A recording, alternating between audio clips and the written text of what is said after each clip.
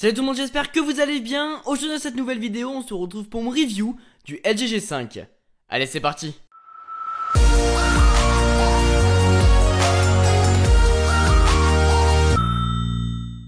Côté design, le LG G5 est entièrement fait de métal, mais sur le dos, on a la sensation que c'est du plastique. C'est assez bizarre.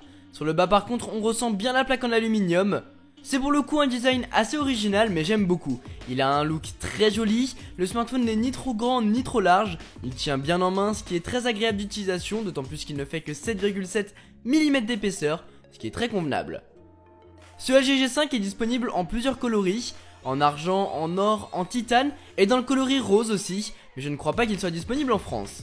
On va retrouver sur la face avant un haut-parleur, la caméra frontale et une LED de notification. Sur le dessus du LG G5, il y a un micro, un capteur infrarouge et la prise jack 3,5 mm. A gauche, on a les boutons de volume qui sont tout petits et tout fins, c'est assez étrange parce qu'on les sent quasiment pas, mais personnellement j'aime beaucoup parce qu'ils ne viennent pas interrompre la courbe du smartphone. A droite, on a le slot dans lequel vous allez pouvoir mettre votre carte nano SIM et une carte micro SD pour étendre le stockage de votre appareil qui est de base de 32 Go. Sur le dessous, on va retrouver un second micro, les speakers qui sont excellents, et ce même si on les cache avec nos doigts parce que c'est faisable, étant donné qu'ils sont en dessous. La qualité elle ne se détériore pas et le son monte haut avec une bonne profondeur, et à côté on a la prise de recharge USB-C dont on reviendra tout à l'heure.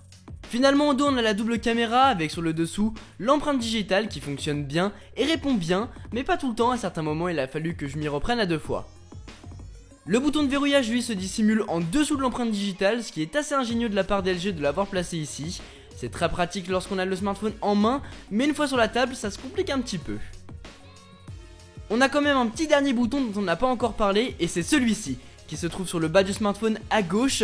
C'est celui-ci qui va vous permettre de libérer la batterie du LG G5, car c'est sa grande spécificité, il est modulaire. Du coup on presse et on tire, c'est pas plus con que ça, et ensuite vous pouvez soit changer la batterie si vous êtes à court, ou bien vous allez pouvoir utiliser des accessoires que LG a rendus disponibles en même temps. Le premier est le Cam Plus, qui est un grip pour appareil photo, pour zoomer facilement avec une molette, on a aussi un bouton physique, etc. etc. Et l'autre est le Hi-Fi Plus, qui est un audio DAC qui vous permet, si j'ai bien compris, d'améliorer l'audio de votre smartphone. Ces accessoires peuvent s'avérer être pratiques pour certaines personnes, mais ils coûtent extrêmement cher. Du coup je pense que cet aspect modulaire est plus un coup marketing qu'autre chose, parce que c'est vrai que c'est pratique de pouvoir changer sa batterie et rajouter des accessoires, c'est cool, mais à voir si déjà ça va se démocratiser et si d'autres vont sortir. Mais le problème de ce système, c'est qu'il peut y avoir quelques problèmes de décalage, où ça ne se clipse pas bien, donc à voir si ça tient dans le futur. Puisqu'on est ici, parlons rapidement de sa batterie. Il possède une batterie de 2800 mAh, batterie qui est donc amovible via la modularité du LG G5 et extensible par la même occasion, car vous avez juste à acheter une plus grosse batterie qui se met dans le smartphone et le tour est joué. Pour ma part, je tiens la journée avec ce smartphone et ce, de façon intensive. En gros, je joue beaucoup aux jeux, en particulier Monsters, je ne vais pas vous le cacher. Je téléphone aussi, je vais sur les réseaux sociaux, j'envoie des messages, je regarde des vidéos et je prends des photos. Et en faisant tout ça, j'ai démarré à 100% ma journée à 8h30 et à 21h10 pour être précis, j'étais à 2% de batterie. Et ce en étant passé en mode économie d'énergie à partir de 15%. Donc franchement ça tient plutôt bien la route. Et gros avantage, il possède la recharge rapide 3.0 via sa prise USB-C. Et donc en une heure vous avez rechargé votre smartphone à 100%. Le LG G5 possède un écran Quad HD de 5,3 pouces de diagonale avec une résolution de 2560 par 1440 pixels. Il possède un écran superbe mais qui est moins waouh que celui du S7 et S7 Edge de Samsung je trouve. Maintenant il n'y a pas à chier, les couleurs sont extra, elles sont brillantes, éclatantes, elles ressortent bien, c'est vraiment top. Et surtout c'est très agréable pour regarder des vidéos et du contenu dessus. Par contre j'ai noté un petit problème de luminosité qui ne monte pas très haut et à l'extérieur on peut avoir des soucis de lisibilité par moment. Et apparemment je ne suis pas le seul à le noter. Pour ce qui est de son appareil photo, on est là sur quelque chose d'original. Pas à l'avant avec ses 8 mégapixels, mais les photos sont excellentes. Même à l'avant le travail est là, avec des détails, on a un angle plutôt large et on peut choisir si oui ou non on veut lisser notre visage.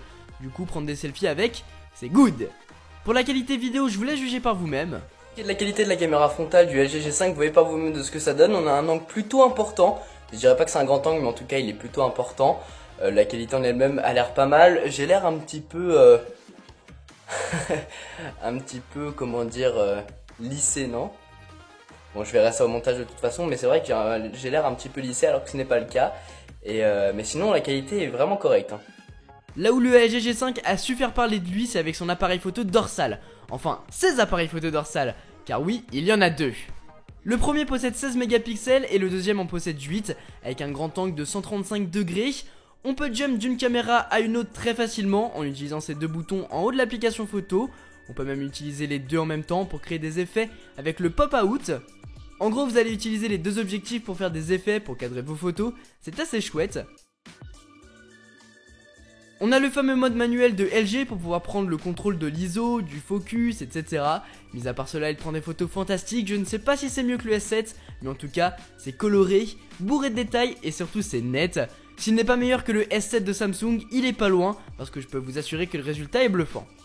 En basse luminosité, c'est très bon aussi, et en plus il possède un stabilisateur optique, pratique pour les vidéos. D'ailleurs, voilà ce que ça donne. Pour ce qui est de la qualité de la caméra arrière du LG G5 les amis, vous voyez ce que ça donne par vous-même. L'angle est vraiment grand sur cette partie-là, mais on peut le régler. Donc on peut se mettre soit en mode grand angle, soit en mode petit angle. Donc là c'est en mode grand angle, et là c'est en mode petit angle. Donc vous voyez que l'angle est vraiment restreint. On passe de 16 mégapixels à 8 mégapixels à chaque fois quand on jump. Et on passe d'un petit angle à un angle de 135 degrés, donc ce qui est plutôt important. Mais sinon la qualité est vraiment très très bonne. Dans l'application finalement vous allez pouvoir zoomer mais aussi dézoomer pour prendre vos photos.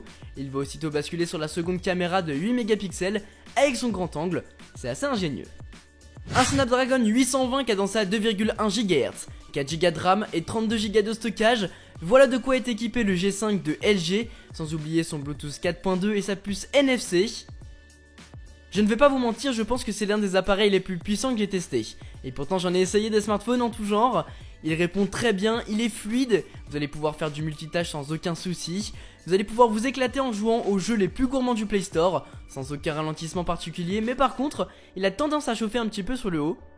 Les benchmarks annoncent des scores qui décoiffent. Geekbench 3 lui montre un score de 2319 en simple core et 5310 en multicore. Untuntu quant à lui annonce un score de 132 758. C'est sûrement le smartphone sous Android le plus puissant du marché pour le moment, et ça se ressent. Du coup il fera tourner sans aucun souci son système d'exploitation Android Marshmallow 6.0.1 avec sa surcouche maison made in LG. Il faut pas le cacher, par rapport aux années précédentes, ils ont fait un effort avec leur surcouche et c'est réussi. Elle est beaucoup moins imposante, avec moins d'applications par défaut, même s'il en reste quelques-unes qu'on mettra au fond d'un dossier de son téléphone. Maintenant par exemple le centre de notification n'est pas très élégant, tout comme les icônes, mais on s'y habitue. En tout cas voilà où il faut qu'il s'améliore l'an prochain, et aussi au niveau des fonctionnalités car au final on n'en a pas tant que ça. On a le mode Always On qu'on retrouve sur les derniers smartphones haut de gamme, mais qui est mieux que celui de Samsung car il affiche toutes nos notifications, il est bien sombre, il ne bouge pas, donc il fait très bien son taf. On a sinon le Smart Bulletin pour avoir des informations comme notre santé, notre calendrier et j'en passe. Et finalement on a les Smart Settings qui vous permettent par exemple, vous dites que lorsque vous sortez de la maison on enlève le Wi-Fi, le Bluetooth et on active la 4G, alors que lorsqu'on est chez nous on active le Wi-Fi mais on enlève la 4G. Et par exemple lorsqu'on branche nos écouteurs, il faut ouvrir telle application, et pareil si on se connecte en Bluetooth avec un périphérique. Du coup c'est assez pratique, notamment pour vous faire économiser de la batterie et ne pas utiliser le Wi-Fi à l'extérieur par exemple, et laisser l'appareil chercher toutes les bornes du coin. Là c'est enlevé automatiquement. Pour conclure, ce nouveau smartphone de LG, le G5, est impressionnant. Il est surpuissant, il prend d'excellentes photos et vidéos, il a une plutôt bonne batterie. Là où il faudra améliorer des choses, c'est au niveau de la surcouche constructeur qui s'améliore, mais il reste encore un petit peu de chemin à parcourir avant d'être nickel, et aussi au niveau de la modularité. LG a parlé que de ça, le fait qu'il soit modulaire, qu'on puisse même retirer la batterie sur un smartphone haut de gamme. Là où je trouve qu'ils ont fait fort, c'est sur le fait qu'ils aient réussi à trouver une astuce pour avoir un smartphone avec des matériaux nobles, tout en pouvant mettre une carte SD et pouvoir changer la batterie. Mais au final ce n'est pas très utile, enfin personnellement je ne me balade pas avec deux batteries sur moi, et les accessoires qui peuvent être utilisés via cette modularité sont à la fois chers et gadgets. Après ce n'est que mon humble avis, c'est sûr que je ne vais pas me les procurer, mais à voir si au final c'est utile.